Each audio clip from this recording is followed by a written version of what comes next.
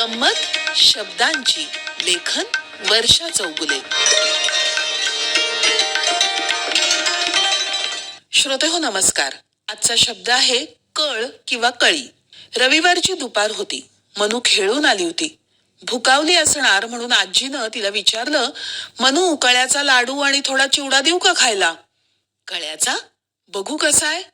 मनून असं म्हणताच आजीनं एका वाटीत लाडू चिवडा आणून दिला.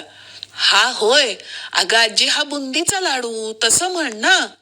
हो बाई, तुझा बुंदीचा आणि माझा कळ्याचा, दोन्ही एकच अगं मनू. पण कळ्याचा का म्हणायचं?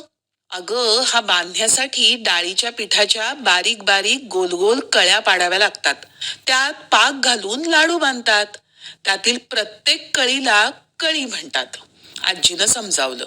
पण कळी तर फुलाची असते ना आजी? अगदी बरोबर आहे. पण ही कळी सुद्धा वेगवेगळ्या अर्थानं वापरली जाते. उदाहरणार्थ, जसं आता वापरला कळ्याचा लाडू, आणखीन पण असतील ना. तुला मी बऱ्याच गोष्टी सांगितल्यात, तर मग तूच सांग बरं, नारद मुनींना काय म्हणतात? कळीचा नारद. बरोबर. इथे कळ म्हणजे खोड किंवा भांडण बर का. अरे हा, सांगितलं होतंस तू तेव्हा. कळ काढणे म्हणजे खोडी काढणे. याशिवाय कळ दाबली की पाण्याची मोटर सुरू होते. इथे कळ म्हणजे बटण या अर्थानं बर का. आणि मग कळ डबल झाली म्हणजे कळकळ वाटणे असं काही झालं की त्याचा अर्थ?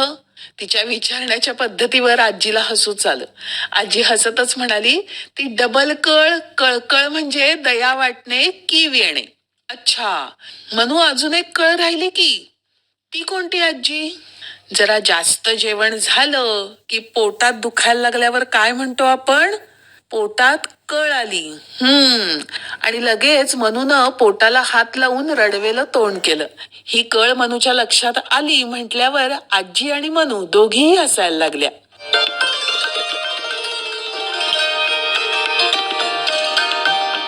गंमत शब्दांची. लेखन वर्षा चौगुले. वाचन ऐश्वर्या बेहरे.